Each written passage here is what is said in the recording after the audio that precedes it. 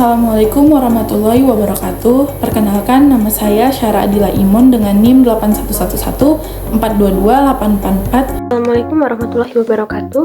Perkenalkan, saya Galuh Primaningrum dengan NIM 8114222847. Perkenalkan, nama saya Puhun Solomon Silalai dengan NIM 8111422848. Hai, perkenalkan nama saya Sheila Edi Fitriani dengan NIM 849.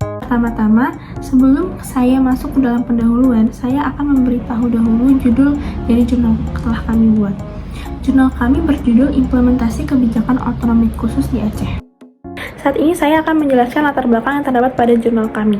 Jadi penelitian ini dilakukan untuk menilai kebijakan dan pelaksanaan dana otonomi khusus, termasuk alokasi, penggunaan, dan efektivitasnya dalam mencapai target pembangunan. Otonomi daerah sesuai dengan Undang-Undang Dasar 1945 Pasal 18 mengacu pada hak dan kewajiban otonomi daerah dalam mengelola kepentingan sendiri berdasarkan perundang-undangan. Pengertian dari daerah otonom sendiri adalah entitas hukum dengan wilayah tertentu yang memiliki hak untuk mengatur dirinya sendiri dalam kerangka NKRI. Selanjutnya, rumusan masalah yang terdapat pada jurnal ini yaitu yang pertama, bagaimana implementasi kebijakan otonomi khusus di Aceh. Kedua, bagaimana tantangan kebijakan otonomi khusus di Aceh. Dan yang ketiga, bagaimana evaluasi kebijakan otonomi khusus di Aceh.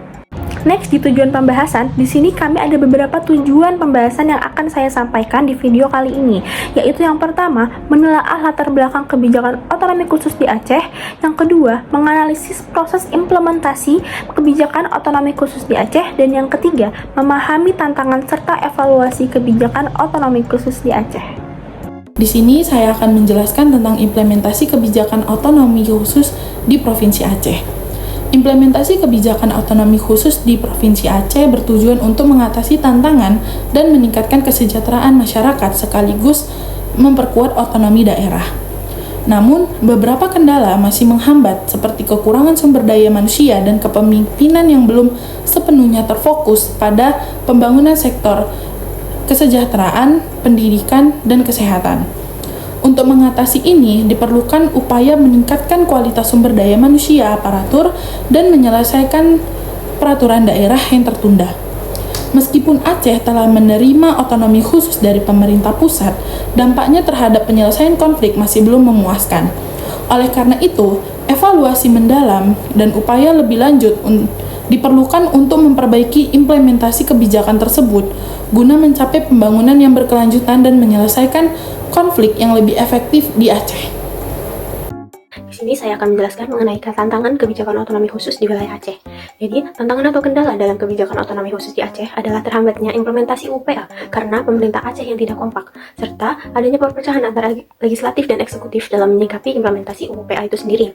Eksistensi keegoisan pemerintah Aceh dan tingkat pemahaman elit yang masih sangat terkurang memahami tentang hakikat UPA. Dalam pelaksanaan undang-undang pemerintah Aceh atau UPA terdapat berbagai banyak peraturan turunan yang berasal dari UPA itu sendiri. Kehadirannya itu menimbulkan kompleksitas teknis yang menyebabkan kesulitan dalam pelaksanaannya. Selain itu, tantangan yang sering ditemui dalam implementasi kebijakan otonomi khusus di wilayah Aceh tidak jauh-jauh dari sektor keuangan atau dana untuk otonomi khusus yang disebabkan oleh badan eksekutif dan legislatif baik di provinsi maupun di tingkat kabupaten.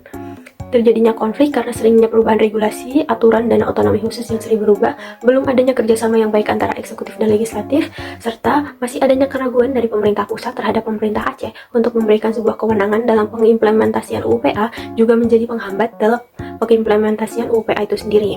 Tantangan hanya datang dari luar, seperti sikap paranoid pemerintah pusat yang mencurigai niat baik rakyat Aceh, terutama mereka yang terpilih untuk menjadi anggota parlemen. Tapi, tantangan internal juga merupakan fokus utama. Ini mencakup perpecahan di antara mantan kombatan sendiri yang sekarang tidak lagi memiliki kesatuan seperti yang mereka miliki selama konflik, serta pertanyaannya tentang kualitas sumber daya manusia atau elit yang menduduki posisi baik di level eksekutif maupun legislatif. Kita akan membahas mengenai evaluasi kebijakan otonomi khusus di Aceh. UU PA 143 dengan UU nomor 23 tahun 2014 tentang pemerintahan daerah dan peraturan lainnya mengakibatkan penerapan UU PA kurang efektif. Pemerintah pusat perlu mengevaluasi kebijakan otonomi khusus di Aceh, memberikan otonomi maksimal kepada pemerintah Aceh sebagaimana diatur dalam UU PA, dengan fokus pada demokrasi, tata kelola yang baik, pemerataan keadilan, dan kesejahteraan masyarakat Aceh. Pelaksanaan otonomi harus sesuai konstitusi, memperkuat lembaga legislatif dan eksekutif, serta meningkatkan kemampuan pemerintah Aceh dalam bidang ekonomi dan sosial budaya, termasuk penerapan syariat Islam. Untuk mengatasi kendala implementasi UPA, pemerintah pusat harus memberdayakan Aceh dan mengakui kewenangan khususnya dalam mengatur urusan politik dan kepentingan masyarakat.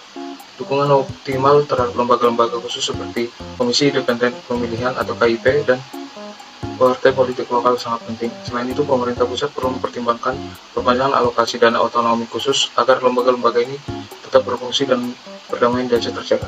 Pemerintah pusat juga harus mendorong Aceh untuk mengatur hak dan wewenang lembaga tersebut agar potensi sumber daya lokal dan dimanfaatkan secara optimal dalam perdagangan dan investasi. Jadi, kesimpulan yang bisa kami berikan mengenai implementasi kebijakan otonomi khusus di wilayah Aceh adalah masih terdapat beberapa tantangan yang dihadapi dalam implementasi rencana ini. Meskipun rencana ini dibuat dengan tujuan untuk meningkatkan kesejahteraan masyarakat dan memperkuat kedaulatan daerah. Kurangnya sumber daya manusia yang memadai, kepemimpinan yang belum memberikan perhatian yang layak pada sektor kesejahteraan, pendidikan, dan kesehatan, penciptaan kesejahteraan juga terhambat oleh pembangunan infrastruktur yang tidak merata, yang sebagian disebabkan oleh konflik politik antara pemerintah pusat dan pemerintah daerah. Selanjutnya, saya akan memaparkan beberapa saran dari kami terkait dari jurnal penelitian yang telah kami buat ini. Yang pertama, yaitu meningkatkan kualitas SDM di Aceh. Kemudian yang kedua itu meningkatkan koordinasi antara pemerintah pusat dan daerah. Kemudian yang ketiga itu ada memastikan konsistensi peraturan perundang-undangan terkait otonomi khusus ini. Nah, sekian presentasi pemaparan jurnal yang telah kami buat. Kurang lebihnya kami mohon maaf. Semoga bermanfaat dan semoga dapat memberikan informasi dan pemahaman mengenai kebijakan otonomi khusus di Aceh. Terima kasih. Wassalamualaikum warahmatullahi wabarakatuh.